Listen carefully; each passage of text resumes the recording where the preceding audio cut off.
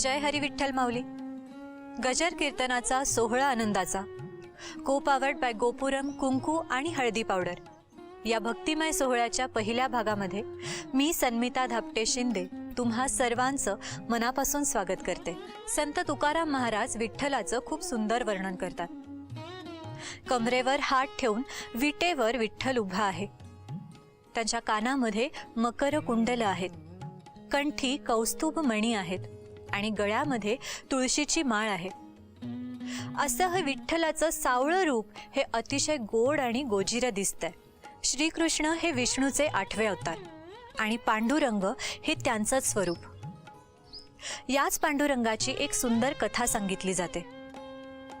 ज्या वेळेस पांडुरंग हे भक्त पुंडलिकाला भेटण्यासाठी आले, त्यावेळेस पुंडलिक हे भीमा नदीच्या तीरावर वाळवंटामध्ये आपल्या आई वडिलांची सेवा करत होते आणि ही सेवा अर्धवट सोडून आलेल्या पाहुण्यांचं आदरातिथ्य तरी कसं करावं, त्यांना बसण्यासाठी पाट किंवा सतरंजी कशी द्यावी म्हणून जवळच असलेली वीट त्यांनी पांडुरंगाकडे भिरकवली आणि याच विटेवरती उभा राहिला तो आपला सगळ्यांचा आवडता विठुराया.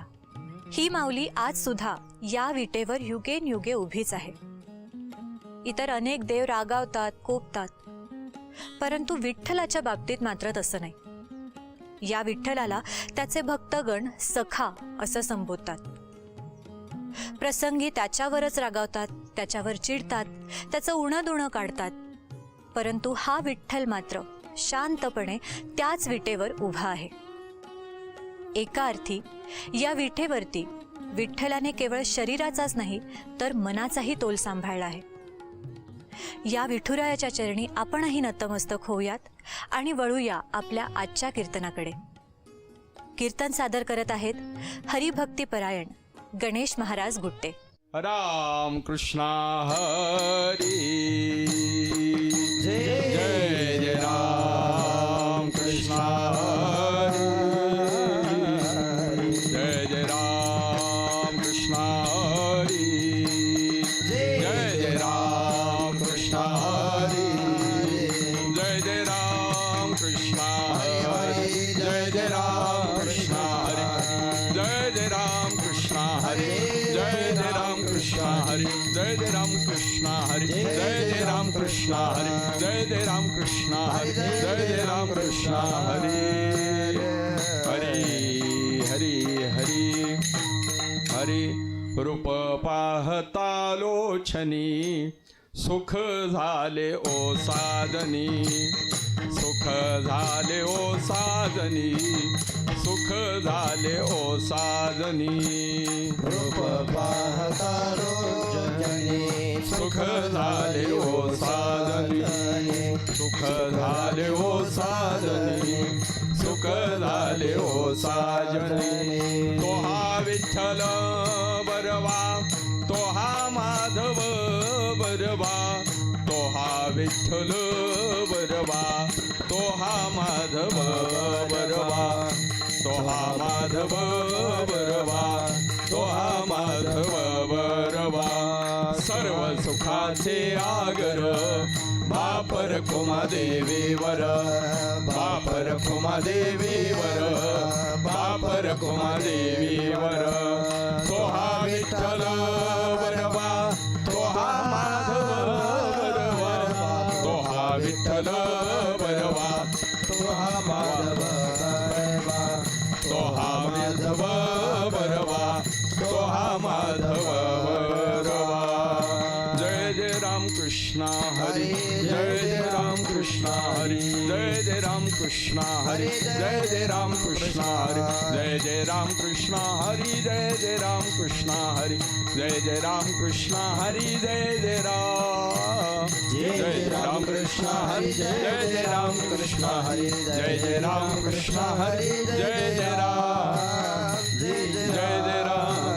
हरी जय जय राम. धन्य काळ संत भेटी, धन्य काळ संत भेटी. पायी मिठी पडली तो, पायी मिठी पडली तो, पायी मिठी पडली तो, पायी पायी मिठी पडली तो पायी मिठी पडली तो पायी मिठी पडली तो संदेहाची सुटली गाठी संदेहाची सुटली गाठी संदेहाची सुटली गाठी संदेहाची सुटली गाठी झालो पोटी शीतळ झालो पोटी शीतळ झालो पोटे शीतल झालो पोटे शीतल झालो पोटी शीतळ झालो पोटी शीतळ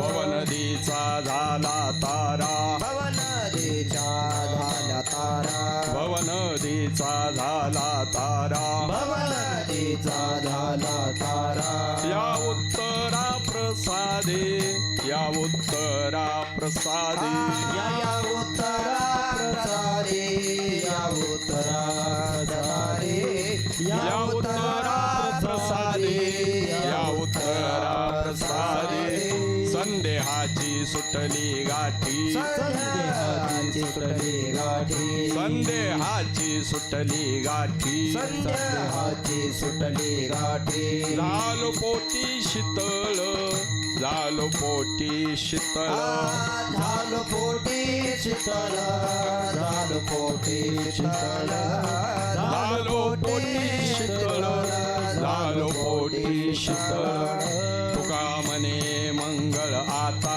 कामने मंगळ हाता कोण दाता याहुनी कोण दाता याहुनी कोण दाता या गुणी कोण दाता या गुणी कोण दाता याहुनी कोण दाता याहुनी संदेहाची सुटली गाठी संदेहाची सुटली गाठी संदेहाची सुटली गाठी संदेहाची सुटली गाठी झालो पोटी शीतळ झालो पोटी शीतळ झाले पोटे शीतल झाले पोटे शीतल झालो पोटी शीतळ झालो पोटी शीतळ झाला विठ्ठल विठ्ठल विठ्ठल विठ्ठल विठ्ठल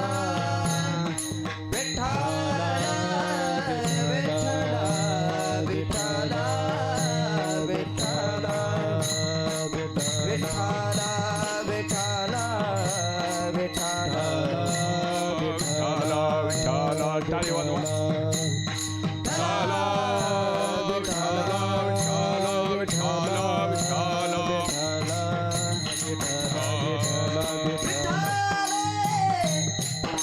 विठाला विठाला विठाला विठाला विठाला विठाला विठाला विठाला टाळी टाळी टाळी टाळी विठाला विठाला विठाला विठाला विठाला विठाला विठाला बोला पुंडलिक वरदे हरी विठ्ठल श्री ज्ञानदेव पंढरीनाथ भगवान की सद्गुरु ज्ञानेश्वर महाराज की जगद्गुरु तुकाराम महाराज की छत्रपती शिवाजी महाराज की धर्मवीर संभाजी महाराज की बोलो रे भाई सब संतान की ढाला ढाला ढाला ढाला ढाला ढाला ढाला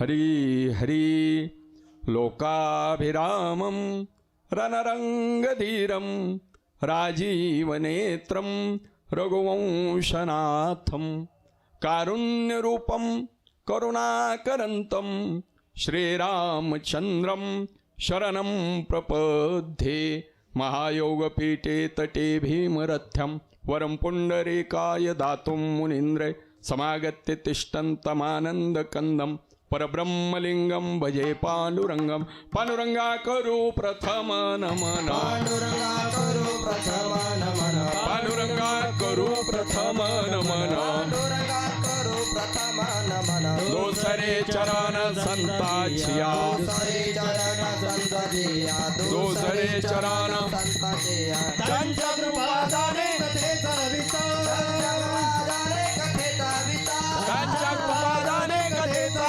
विस्तार कथेचा विस्तार बाबाजी सद्गुरुदास तुका बाबाजी सद्गुरुदास तुका बाबाजी सद्गुरुदास तुका हरिदयांची केली या स्मरण होय सकळ विद्येंचे अधिकरण तेच वंदू श्रीचरण श्री गुरूंचे ते नमस्कारून या आता धन्य काळ संत भेटी पायी मिठी पडली तो संदेहाची सुटली गाठी झालो पोटी शीतळ भवनदीचा झाला तारा या उत्तरा प्रसादे संदेहाची सुटली गाठी झालो पोटी शीतळ तुका म्हणे मंगळ आता कोण दाता याहुनी संदेहाची सुटली गाठी झालो पोटी शीतळ विठ्ठल विठ्ठल विठ्ठल विठ्ठल विठ्ठल विठ्ठल हरी धन्य काळ संत भेटी पायी मिठी पडली तो संदेहाची सुटली गाठी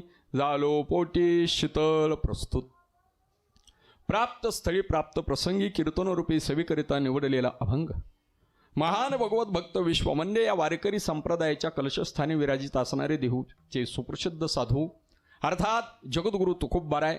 जगद्गुरु तुकोबारायांचा संत भेटीच्या काळाला धन्यता देणारा हा 4 चरणाचा उत्कृष्ट असा अभंग आपल्या सर्वांच्या सेवेसाठी घेतला आहे. या अभंगामध्ये जगद्गुरु तुकोबाराय संत भेटीच्या काळाला धन्यता देत असताना जगद्गुरु तुकोबाराय म्हणतात, संतांची भेट झाली, त्यांच्या पायाला मिठी पडली, तो काळ माझ्या जीवनातला धन्य आहे. धन्य काळ संत भेटी पायी मिठी पडली तो. कोणीतरी तुकोबारायांना विचारलं, तुकोबाराय संत भेटीच्या काळाला तुम्ही धन्यता देत आहात, त्यांच्या पायाला मिठी पडली, तो जो काळ आहे त्या काळाला तुम्ही धन्यता देत आहात, असं काय तुमच्या जीवनामध्ये परिवर्तन घडलं? तुकोबाराय म्हणतात, संदेहाची सुटली गाठी. संदेहाची जी गाठ आहे का नाही ती सुटली आणि मला शीतलता सुख समाधानाची प्राप्ती झालेली आहे. तुकोबाराय आणखीन काय झालं संत भेटीमुळे तुम्ही त्या काळाला धन्यता देत आहात? तुकोबाराय म्हणाले, भवनदीचा तारा झाला. जगद्गुरु तुकोबाराय म्हणतात, हे सगळं संतांमुळे घडलं, म्हणूनच त्यांच्यासारखे मंगल आता या पृथ्वीवरती दुसरे तिसरे कोणी नाही जीवाचं करणारे, आणि त्यांच्यासारखे दाती देखील कोणी नाही. विठ्ठल विठ्ठल विठ्ठल विठ्ठल विठ्ठल.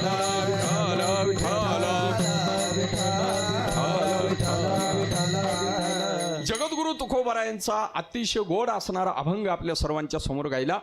अभंगाचा सरळ सरळ अर्थ देखील आपल्या सर्वांच्या समोर ठेवला. आपणा सर्वांना धन्यवाद देतो, सर्वांच्या चरणावरती दंडवत प्रणिपात करतो आणि माझ्या भगवंताच्या कृपेने जो वेळ मला प्राप्त आहे त्या वेळेमध्ये हा जो अभंग आपल्या सर्वांच्या सेवेसाठी घेतलेला आहे, निवडलेला आहे, या अभंगावरती चिंतन करण्याचा प्रयत्न करतो. विठ्ठल विठ्ठल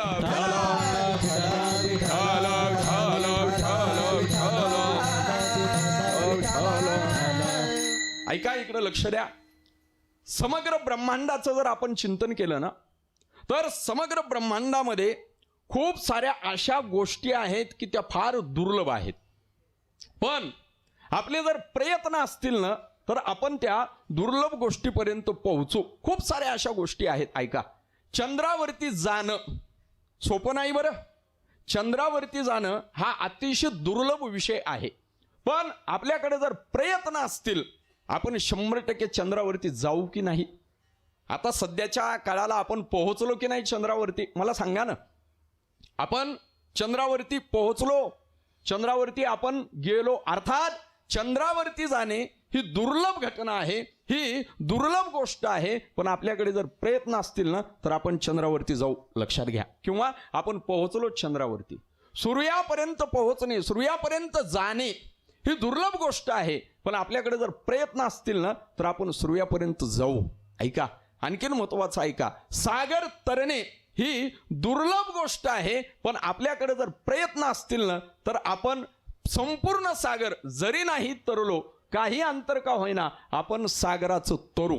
ऐका, वाघासोबत 2 हात करणं सोपी गोष्ट नाही, पण आपल्याकडे जर वीरता असेल, आपल्याकडे जर शौर्य असेल, तर आपण निश्चितच वाघाच्या सोबत देखील 2 हात करू आणि या महाराष्ट्राच्या भूमीमध्ये, या भारताच्या भूमीमध्ये असा इतिहास घडला. वाघाच्या जबड्यात घालून हात दात मोजले, त्यांचं नाव आहे छत्रपती संभाजी महाराज. अर्थात जर आपल्याकडे शौर्य असेल, अर्थात जर आपल्याकडे वीरता असेल, वाघाच्या सोबत देखील आपण 2 हात काढू, 2 हात करू. आणखीन पुढचं वाक्य ऐका. वाघिणीचं दूध काढणं सोपं नाही, पण याच महाराष्ट्राच्या भूमीमध्ये, याच भारताच्या भूमीमध्ये छत्रपती शिवरायांनी वाघिणीचं दूध काढलं. आपल्याला इतिहास असं सांगत आहे. याचा अर्थ या खूप साऱ्या दुर्लभ गोष्टी आहेत, पण आपल्याकडे जर प्रयत्न असतील, आपल्याकडे जर शौर्य असेल, आपल्याकडे जर वीरता असेल, तर नक्कीच आपण या दुर्लभ गोष्टीपर्यंत पोहोचू. विठाल विठाल विठाल विठाल विठाल विठाल विठाल. ज्ञानोबाराय देखील म्हणतात ना, आपल्याकडे जर अभ्यास असेल ना, तर अभ्यासाची बळे काय करू शकतो आपण? एक गती अंतराळे, अंतराळामध्ये आपण झेप घेऊ शकतो. कल्पना करा, तुमची जर कल्पना चांगली असेल तर निश्चितच कल्पना तुमच्या समोर आल्याशिवाय राहणार नाही. अंतराळामध्ये देखील आपण पोहोचू शकतो, पण त्यासाठी आपल्याकडे काय पाहिजे? प्रयत्न पाहिजे. माझा मुद्दा फक्त एवढा आहे, या ब्रह्मांडामध्ये खूप साऱ्या अशा गोष्टी आहेत की आपण तिथपर्यंत जाऊ शकणार नाहीत, दुर्लभ आहेत. पण प्रयत्न असतील, आपल्याकडे शौर्य असेल, आपल्याकडे जर वीरता असेल, तर आपण तिथपर्यंत पोहोचू. पण आत्ता ऐका, महत्वाचं ऐका, दुर्लभातल्या दुर्लभ गोष्टी देखील आपण प्राप्त करू शकतो, पण एक गोष्ट मात्र काही केल्या आपल्याला प्राप्त होणार नाही, आणि ती गोष्ट म्हणजे आहे संतांची भेट, साधूंची भेट. एका ठिकाणी वर्णन केलेलं आहे का नाही संतांनी? काय म्हणतात संत? चंद्रामृत सुखे सेववेल, असता जाता रवी दरवेल, बाह्य वेळा सागर तरवेल, पण काय परी त्या साधूची भेट न होईल. विठाल विठाल विठाल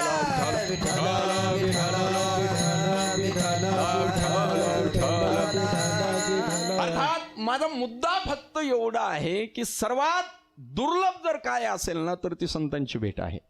किती प्रयत्न करा, संतांची भेट शक्य नाही. आपण दुर्लभातल्या दुर्लभ गोष्टी प्राप्त करू, पण संतांची भेट फार दुर्लभ आहे. काही गोष्टी फार फार फार दुर्लभ सांगितल्या. त्यामध्ये आचार्यांनी 3 गोष्टी फार दुर्लभ सांगितल्या. आचार्य म्हणजे शंकराचार्य. शंकराचार्य असं म्हणाले, या ब्रह्मांडामध्ये, या पृथ्वीवरती 3 गोष्टी फार दुर्लभ आहेत. सगळ्या गोष्टी दुर्लभ, आणि त्या सगळ्या दुर्लभ गोष्टीमध्ये या 3 गोष्टी फार दुर्लभ. कोणत्या कोणत्या? आचार्य सांगतात, ऐका. विवेक चूडामणीमध्ये आचार्य म्हणतात, दुर्लभम त्रयमेव तत् देव अनुग्रह हेतुकम मनुष्यत्वम मुमुक्षत्वम महापुरुष संश्रय. विठाल विठाल विठाल.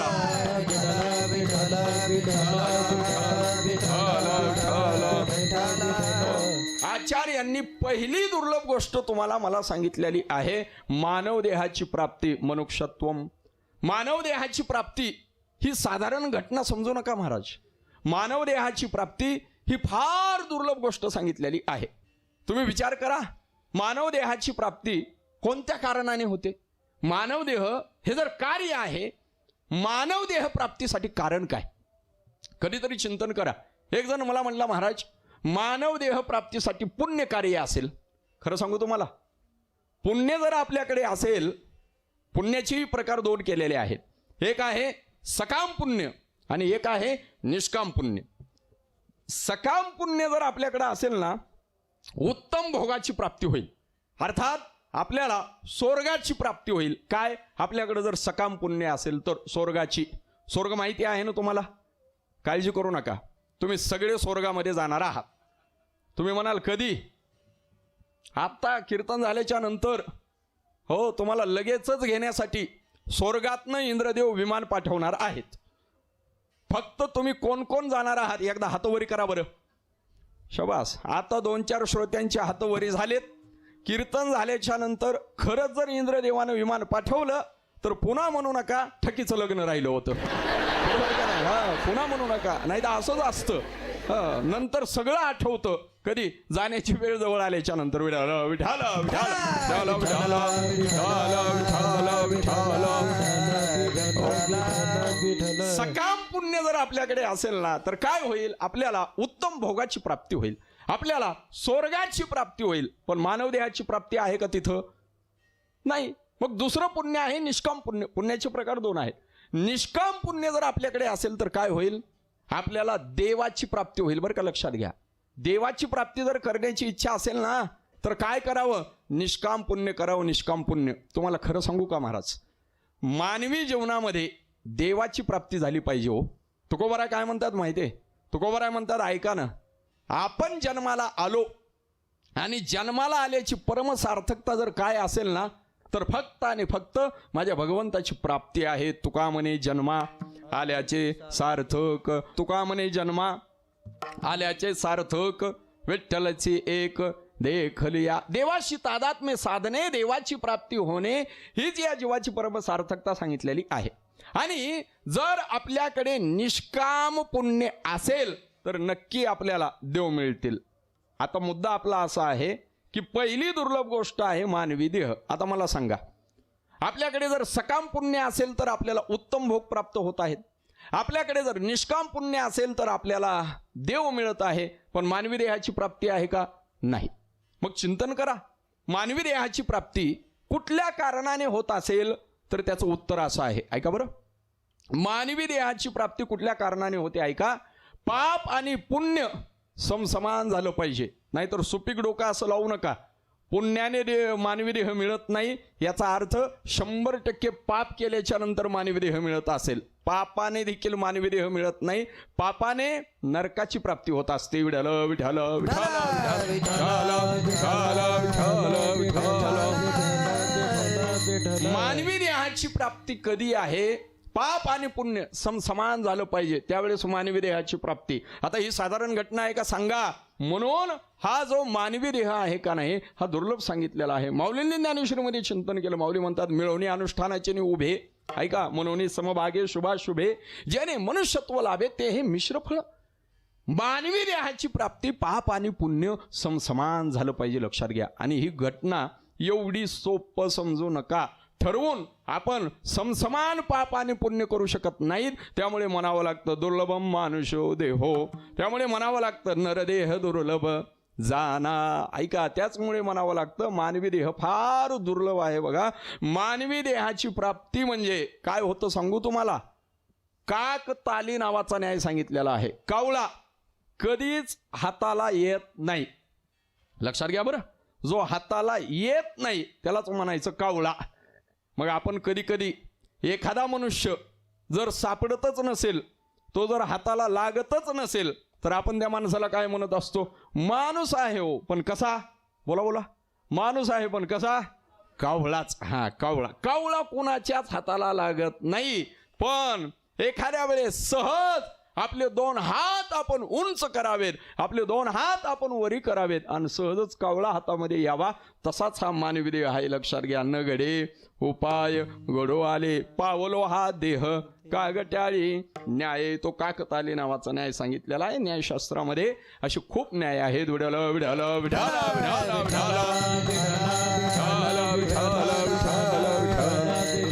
चला, माझा मुद्दा फक्त एवढा आहे की दुर्लभ गोष्ट आचार्य सांगत असताना पहिली दुर्लभ गोष्ट सांगतात मनुष्यत्वम. आता आचार्यांनी यानंतरची दुसरी दुर्लभ गोष्ट सांगितलेली आहे मुमुक्षत्वम. अर्थात मानव देहाची प्राप्ती झाली, पण मानव देहाची प्राप्ती झाल्याच्या नंतर मोक्ष प्राप्त करून घेण्याची इच्छा ही दुसरी दुर्लभ गोष्ट आहे. तुम्ही बघा ना, मानव म्हणून तर खूप जन्माला येतात. बरं, खूप जन्माला येतात, नाही असं नाही. अहो, समग्र सृष्टीमध्ये मानव काय कमी आहेत का? जाऊ द्या ना, सृष्टीचं काय करताय.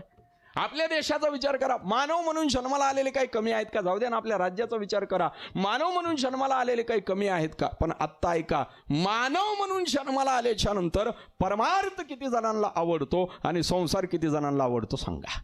मानव म्हणून जन्माला आल्याच्या नंतर मोक्ष प्राप्त करून घेण्याची इच्छा किती जणांची आहे आणि संसारिक गोष्टी प्राप्त करून घेण्याची इच्छा किती जणांची आहे? उत्तर असेल परमार्थ आवडणारे फार कमी आहेत, पण संसार आवडणारे त्यांचं प्रमाण अधिक आहे. विठ्ठल विठ्ठल विठ्ठल विठ्ठल असं कोणाला तरी वाटतं काय मी उद्धार पावेन, काय कृपा करील नारायण, ऐसे तुम्ही सांगा संत जन, करा समाधान चित्त माझे. असं सर्वांना वाटतं का?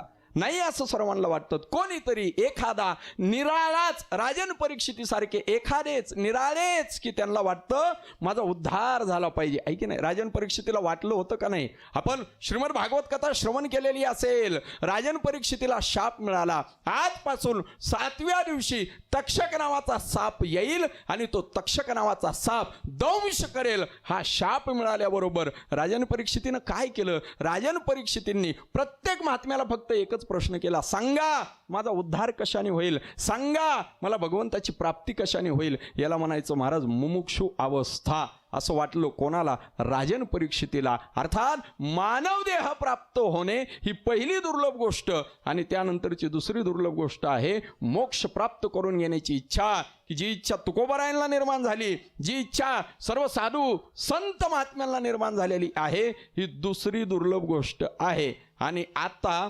यानंतरची तिसरी दुर्लभ गोष्ट ऐका, मानव देहाची देखील प्राप्ती होईल. नाही असं नाही, मानव देहाची प्राप्ती झाल्याच्या नंतर मोक्ष प्राप्त करून घेण्याची देखील इच्छा होईल. पण त्यानंतरची तिसरी दुर्लभ गोष्ट आहे साधू संत महात्म्यांची भेट.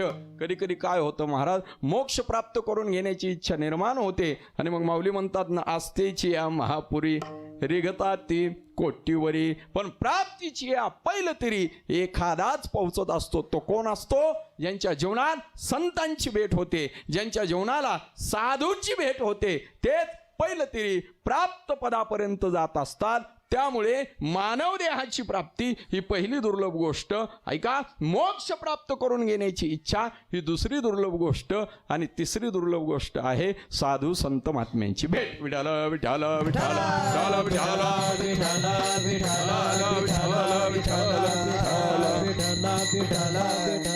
सर्व दुर्लभ गोष्टींमध्ये कोणती दुर्लभ गोष्ट असेल या ब्रह्मांडामध्ये, या पृथ्वीवरती, तर ती दुर्लभ गोष्ट आहे साधू भेट, संत भेट. ही घटना एवढी साधारण समजू नका महाराज, लक्षात घ्या. मग तुम्ही म्हणाल संत भेटतात, कशामुळे भेटतात? ऐका, अनंत जन्मीचं पुण्यपुंज, अनंत जन्मीचं जे पुण्यपुंज आहे त्या पुण्यपुंजाचा परिणाम, अर्थात अनंत अनंत जन्मामध्ये आपण जे पुण्य केलेलं आहे की नाही, त्या पुण्याचा परिणाम भाग्याचा उदय होतो आणि भाग्याचा उदय झाल्याच्या नंतर संतांची भेट होते. बरं का, लक्षात घ्या. श्रीमद भागवत महापुराणामध्ये स्वतंत्र चिंतन आहे. भाग्योदयेन बहुजन्म समर्जितेन सतसंगमम चलभते पुरुषो यदावय अज्ञान हेतुकृत मोह मदांध कारणाशम विदाय तदोदयेति विवेकः. संतांची भेट, संतांची प्राप्ती कधी होत असते? अनंत जन्मीचं पुण्य आणि त्या पुण्यामुळे भाग्याचा उदय झाला रे झाला की संत भेटत असतात. ऐका, संत एक आपल्या पुण्याने मिळत असतात आणि दोन देवानच कृपा करावी लागते. तुकोबाराय म्हणाले ना, बहु अवघड आहे संत भेटी. किती अवघड आहे? बहु अवघड. बहु हे विशेषण आहे, सांगताच येणार नाही एवढी अवघड आहे. कोणाची भेट? संतांची भेट. बहु अवघड आहे संत भेटी, पण परी जगजेठी करुणा केली. पण देवानं जर कृपा केली ना, देवानं जर करुणा केली ना, संतांची भेट होत असते. लक्षात घ्या, दुर्लभात दुर्लभ जर कोणती गोष्ट असेल तर माझ्या संतांची भेट ही दुर्लभातली दुर्लभ गोष्ट आहे. पण आज काय घडले? तुकोबाराय म्हणतात, माझ्या जीवनामध्ये संतांची भेट मला झाली, नुसती भेटच झाली नाही तर त्यांच्या पायाला मिठी पडली. त्यामुळे तोच काळ माझ्या जीवनातला कसा आहे ऐका अभंगाच्या पहिल्या चरणामध्ये. धन्य काळ संत भेटी, धन्य काळ संत भेटी, धन्य काळ संत भेटी, धन्य काळ संत भेटी, धन्य काळ संत भेटी, धन्य काळ संत भेटी, धन्य काळ संत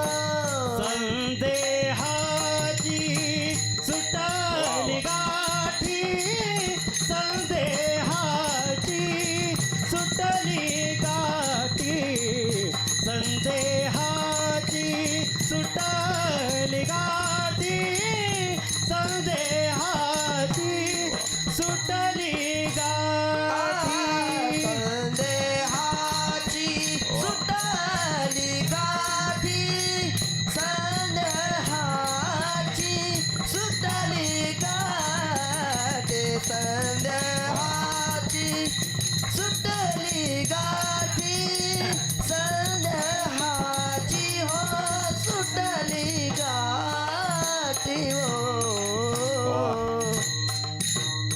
जगद्गुरु तुकोबाराय म्हणतात माझ्या जीवनातला तो काळ धन्य आहे. कोणता? धन्य काळ संत भेटी. संतांची भेट झाली तो काळ माझ्या जीवनातला धन्य. आता इतर काळ कसा हा चिंतनाचा विषय नाही, पण संत भेटीचा काळ धन्य हा फक्त आजचा चिंतनाचा विषय आहे. नुसती भेटच झाली नाही तर त्यांच्या पायाला मिठी देखील पडलेली आहे. पायी मिठी पडली तो विठाल विठाल विठाल विठाल विठाल विठाल विठाल.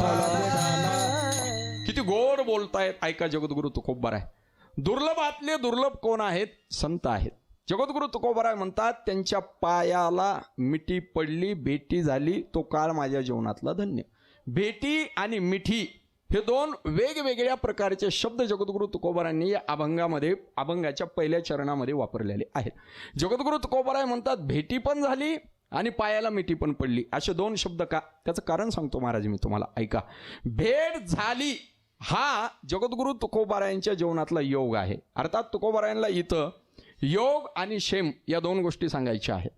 पायाला मिठी पडली हा क्षेम आहे आणि भेट झाली हा योग आहे. विठ्ठल विठ्ठल विठ्ठल विठ्ठल.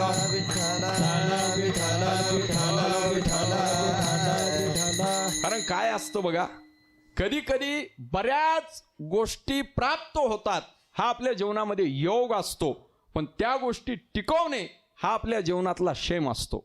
आणि माझं तर असं स्पष्ट म्हणणं आहे, योगापेक्षा देखील महत्त्व कशाला दिलं पाहिजे तर क्षेमाला महत्त्व दिलं पाहिजे. ऐका, आपल्याला एखादी गोष्ट मिळाली योगायोगानं, पण मिळाल्याच्या नंतर ती गोष्ट टिकली किती याला फार महत्त्व आहे. म्हणून योगापेक्षा कठीण जर कोणता विषय असेल ना तर तो आहे क्षेम. विडाल विडाल विडाल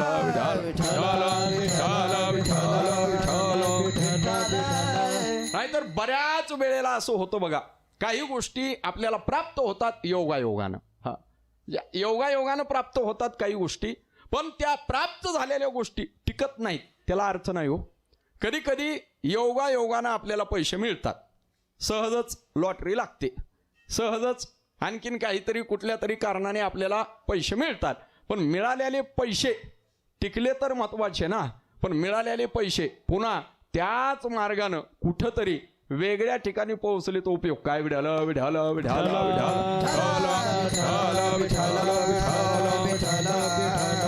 सध्याच्या काळाला बघतो ना आपण, खूप साऱ्या गोष्टी प्राप्त होतात पण त्या गोष्टी टिकत नाहीत. पण तुकोबाराय म्हणतात इथं संतांची भेटही झाली आणि त्यांच्या पायाला मिठीही पडली. अर्थात संत भेटीचा योगही आहे आणि संत माझ्या जीवनामध्ये टिकले. पण खरं सांगू का तुम्हाला, जिथं क्षेम असतो ना, जिथं गोष्ट टिकते ना, लक्षात घ्या तिथंच खऱ्या अर्थानं कल्याण आहे.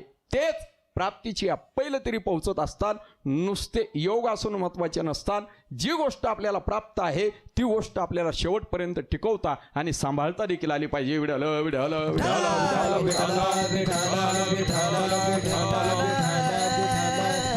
नाहीतर पुराणामध्ये असे एक दोन प्रसंग घडलेले आहेत. एका दोघांच्या जीवनामध्ये भक्तीचा योग सहजच आलेला आहे. त्या दोघांच्याही जीवनामध्ये ज्ञानाचे धडे त्यांना सहजच प्राप्त झालेले आहेत. पण एकाच्या जीवनामध्ये क्षेम होता आणि एकाच्या जीवनामध्ये क्षेम नव्हता. ऐका, एकानं मिळालेली भक्ती टिकवली आणि एकानं मिळालेली भक्ती मिळालेलं ज्ञान टिकवलं नाही. परिणाम फार वेगवेगळा झालेला आहे. हे जे दोन व्यक्ती आहेत, हे जे दोन भगवत भक्त आहेत, या दोन्हींचं चरित्र अगदी अल्प वेळेमध्ये आपल्या सर्वांच्या समोर आणतो.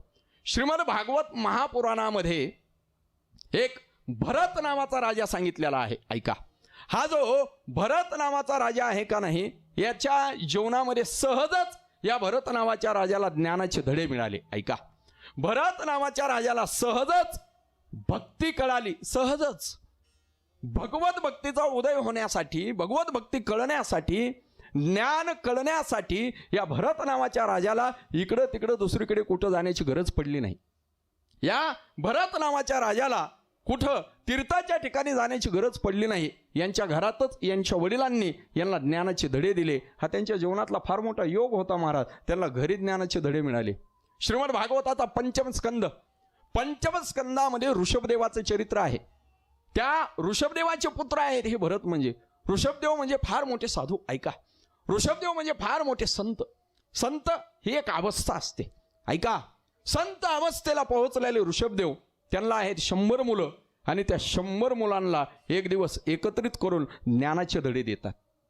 त्या 100 मुलांना एकत्रित करून भक्ती सांगतात. मला वाटतं आपण सर्वांनी हे शिकलं पाहिजे की आपण आपल्या लेकरांना काय दिलं पाहिजे.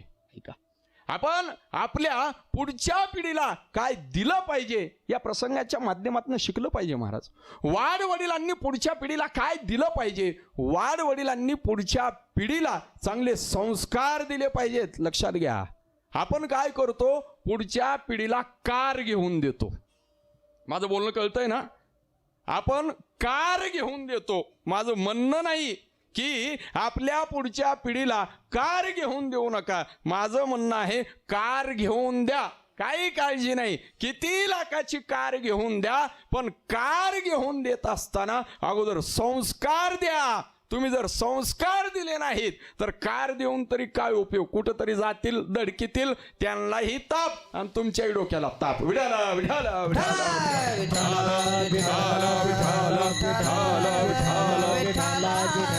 आणखीन एक वाक्य सांगू का? नुसते पुत्र घडवू नका. काय करा, त्यांना पात्र बनवा. पात्र. नुसते पुत्र काय कामाचे आहेत, ते पात्र असले पाहिजेत. महाराज लक्षात घ्या. हा, ऐका, साधू संत महात्मे म्हणतात आईंला, हे आई, तुम्हाला जर जन्म देण्याची इच्छा असेल तर अशा लेकरांना जन्म द्या. कशा? ऐका, ते एक तर भगवत भक्त ठरतील, ते शूर ठरतील, ते वीर ठरतील. ऐका, ते न्यायानं नीतीनं त्यांचं जीवन विचरण करतील. असे पुत्र माते तुम्ही जन्माला घातले तर तुम्हाला धन्यवाद आहेत. असे शब्द आहेत महाराज संतांचे. लडका देना तो ऐसा देना जिसकी जग करे आस. लड़का देना तो ऐसा देना जिसकी जग करे आस, नहीं तो उससे वांझ बोली तेरा क्या खोएगा. नोर विठाल विठाल विठाल विठाल विठाल विठाल. संस्कार दिले पाहिजेत महाराज लेकरांना. ऐका, नुसते पुत्र नाही, ते पात्र बनवले पाहिजेत. ऐका, आपण ज्या महाराष्ट्रामध्ये जन्माला आलो का नाही, त्या महाराष्ट्रामध्ये छत्रपती शिवराय असतील, त्या महाराष्ट्रामध्ये धर्मवीर संभाजी महाराज असतील. धर्मवीर संभाजी महाराज, छत्रपती शिवाजी महाराज हे कोणामुळे घडले, कोणाच्या संस्कारामुळे घडले. आपलं निश्चित एकच वाक्य असेल, केवळ आणि केवळ जिजाऊ माँसाहेबांच्या संस्कारामुळे छत्रपती शिवराय तुम्हाला मला प्राप्त झाले. जिजाऊ माँसाहेबांच्या संस्कारामुळे धर्मवीर संभाजी महाराज या महाराष्ट्र भूमीला प्राप्त झाले. अर्थात माझा विषय फक्त एवढा आहे, आपण काय केलं पाहिजे, आपल्या लेकरांना संस्कार दिले पाहिजेत. संस्कार शिकलं पाहिजे. ऋषभदेवाकडनं शिकलं पाहिजे, जिजाऊ माँसाहेबांकडनं शिकलं पाहिजे. महाराज हे जे मोठी मोठी जी माणसं झालेली आहेत का नाहीत, यांनी यांच्या लेकरांना संस्कार दिलेली आहेत. ऋषभदेवानं संस्कार दिले कोणाला? त्यांच्या 100 मुलांना ज्ञानाचे संस्कार दिले. ऐका, काय केलं ऋषभदेवांनी? ऋषभदेवांनी भक्ती सांगितली, ज्ञान सांगितलं, वैराग्य सांगितलं. आणि त्या 100 मुलांपैकी पहिल्या वेळेसच 9 मुलं ज्ञानाचे धडे घेतात, वैराग्य प्राप्त करतात, भक्ती संपन्न जीवन जगतात आणि 9 योगेश्वर म्हणून ते प्रसिद्धीला प्राप्त होतात. तेच म्हणजे 9 नारायण आहेत. आता मला या 9 नारायणाचा विषय सांगायचा नाही, मला फक्त विषय सांगायचा आहे त्यांचा जो एक मुलगा आहे भरत नावाचा. सहज घरामध्ये खेळता खेळता वडिलांच्या समोर बसल्यामुळे ज्ञानाची प्राप्ती झाली की नाही, ज्ञानाचे धडे मिळाले. ऐका, भक्तीचे धडे मिळाले आणि या ज्ञानाच्या धड्यामुळेच, भक्तीच्या धड्यांमुळेच हे जे भरत आहेत का नाहीत, वनामध्ये भगवत भक्ती करण्यासाठी आले. पण ही भक्ती त्यांच्या जीवनामध्ये टिकली का? योग आहे, ज्ञान त्यांना मिळालं, भक्ती त्यांना प्राप्त झाली, पण ही भक्ती, हे ज्ञान शेवटपर्यंत टिकलं का? नाही म्हणा. आणि जर कदाचित जर टिकलं असतं तर हा भरत नावाचा राजा प्राप्तीची या पहिलं तरी पोहोचला असता का नाही? पण पोहोचला का? हा भरत नावाचा राजा प्राप्तीची या पहिलं तरी. मग कुठं पोहोचला भरत नावाचा राजा? भरत नावाचा राजा हरणीगर्भा गेला, बरोबर का नाही? हरणीगर्भा गेले, गाला तो घातला वासनेने, जन्म घेणे लागे वासनेच्या संगे. ज्ञानाची प्राप्ती झाली होती, भक्तीचे धडे आपल्या वडिलांकडनं प्राप्त झालेले होते, पण काय झालं, शेवटी सांभाळता नाहीत आले हे धडे, म्हणून हरणाचा नाद लागला. हो, वनामध्ये आले हरी हरी हरी म्हणण्यासाठी, आणि वनामध्ये हरी हरी न म्हणता काय म्हणू लागले, हरीन हरीन हरीन. भक्ती राहिली नाही आता. याचा अर्थ त्यांच्या जीवनामध्ये भक्ती त्यांना मिळाली होती, म्हणूनच ते वनामध्ये भगवत भजन करण्यासाठी आले. पण तिथं आल्याच्या नंतर त्या भक्तीचा सांभाळ नव्हता ना, ज्ञानाचा सांभाळ नव्हता ना, म्हणून हरणानं घात केला. आणि मरत असताना हरी न म्हणाले, म्हणून जड भरत राजा हरणी गर्भा गेला. त्यामुळे सावध राहा बरं. आपण मरताना कोठे आसक्त असतो त्याच्यावरती आपला जो पुढचा जन्म आहे की नाही तो ठरलेला असतो बरं का. आता तुम्ही असं मला म्हणाल, महाराज असं जर आहे, ठीक आहे, मरतानाच आम्ही तुमच्या देवाचं नाव घेऊ, असं होत नाही बरं. का होत नाही त्याचं कारण सांगतो. एकदा मोठ्या प्रेमाने भजन करा. विठ्ठल विठ्ठल विठ्ठल विठ्ठल विठ्ठल विठ्ठल पुंडलिक वरदे विठ्ठल श्री ज्ञानदेव तुकाराम पंढरीनाथ भगवान की जय. ज्ञानेश्वर महाराज की जय. छत्रपती शिवाजी